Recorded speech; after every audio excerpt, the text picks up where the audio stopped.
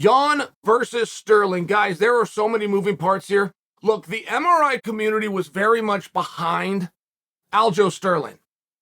And not because he's one of their own. No, please, excuse me. We spoke to Sterling. This was on something called Twitter Space. There was over 1,000 people there, and when we hung up, within 2 hours, the line on Sterling moved. I guarantee you it came from that call. And it's very relevant what Sterling's approach is. Sterling, at the time of the call, which was 4 days ago, was not aware that he was the world champion. There was nothing within his tone or his demeanor or his hunger or his drive towards this fight or his motivation to get victory that had to do with defend. Possibly that's because of the way the first fight ended. Possibly because he's brand new to it and he never has defended before. But I believe that Aljo listens to you guys. Yeah, I do.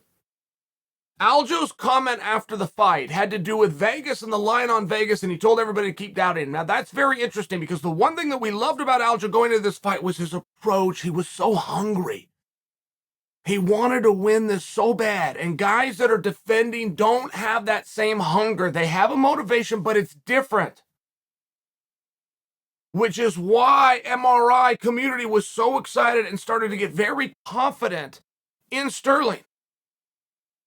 I'm advising Sterling's team, Coach Longo, who doesn't need Chael's advice, but Al, the entire team, keep this guy humble. Keep this guy grounded. Don't let him go read, because see, the press clippings are going to be beautiful for Aljo. You're going to have everybody coming out like I'm doing and doting on him. Apparently, he does better in the opposite position. Look, this was the kind of fight.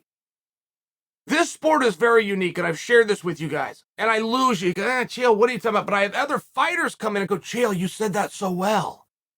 This sport is unique. And that the more that you do it, you don't get better at it. You get worse. You don't pick something up through the experience and the hard battles. You leave a piece of yourself in there. Well, not always. That's not always a fair statement. If you go 5 rounds like Aljo went tonight, those are the kind of 5 rounds where guys go the next 2 years undefeated. Oh, and by the way, don't ever lose a round. Aljo did not have to lose a round tonight. Aljo started doing math. Aljo realized he was up 3-0. And now I don't have to beat this guy, I just got to run out the clock. I'm not sure that Aljo lost a position that he did not elect to lose. Those takedowns that you saw are not technically takedowns. I agree that they should be. Aljo would agree that they should be. However, within the sport of MMA, when you're the one that caused the position that put yourself there, Yan did not actually have takedowns. And I bring that to you because even though he was on top, and even though Sterling was take round 4, take round 5, not even trying. Just don't clip me and put me down. They were still closer than maybe what you saw. Because Yan didn't do a whole lot with that position. Sterling let him circle behind. He caught the arm. He caught his breath. Everything was going to plan.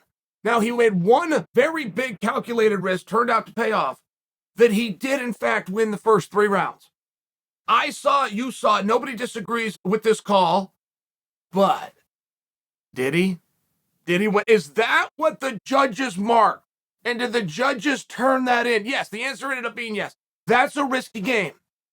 But Aljo took extremely little damage. There is no part of me that believes that was the best Sterling. Sterling told us again to go back to this call. He said, guys, that was my absolute worst night. There's a reason I ran out of energy. I know what it is. It had to do with the weight cut and replenishment. I had no energy. I would destroy that version of myself. Now, those words have been spoken before. We don't go bet on a guy or start believing in a guy because he makes statements. That's what fighters do. They make statements. It was a tone. It was a very matter-of-fact tone of identifying the same problem that we all saw, talking about what caused it, and assuring us that he had cured it, and he did. He did not get tired tonight in the least, and this was a way harder fight than the first one. Way harder. From both guys. I am not convinced that was the best Sterling. It is fights like tonight that give him that confidence, that give him that boost. Now, it's all a matter of what he does with it. Can he stay in the gym? Can he stay blissful? Can he keep doing this? Does he keep looking at this like contendership? Does he stay hungry? We don't know, and quite frankly, neither does he. It's a unique spot, guys. I'd love to tell you what it was like being a world champion and going out there defending it many times. We don't always get that. We guess what would we do in that spot, and then we attempt to judge another guy. But this is the question that Aljo's now in. I'm just submitting for. I don't think he was at his best. I watched him give 2 rounds away. Watched him. Champion of the world gave 2 rounds away. How damn good is this guy?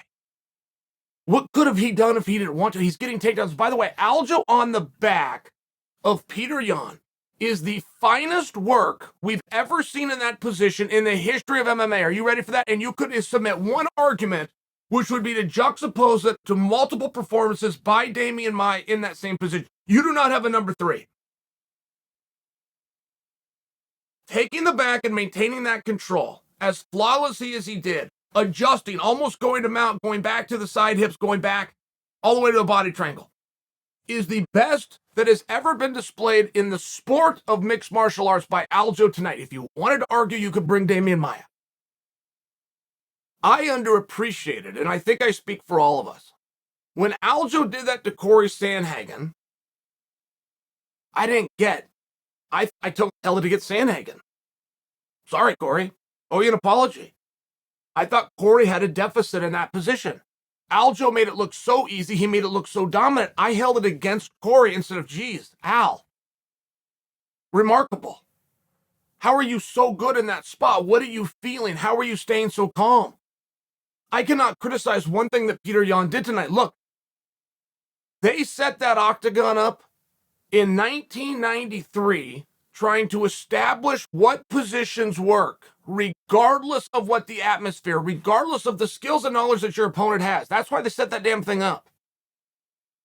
The only thing that goes back to 1993 that worked then and worked now is getting on top of a guy and keeping them there against his will. That is the only skill that existed from Royce's time, through Coleman's time, passed it on to Chuck Liddell's time, came through Khabib's time, and now lives in Sterling time.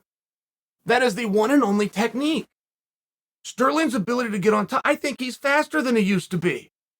And I'm telling you, as great as he looked, that's his hardest fights in the rear view. Now, as long as he approaches them the same. Where in the hell's TJ Dillashaw, right? I mean, you got some questions. There's going to be some lifting left to do.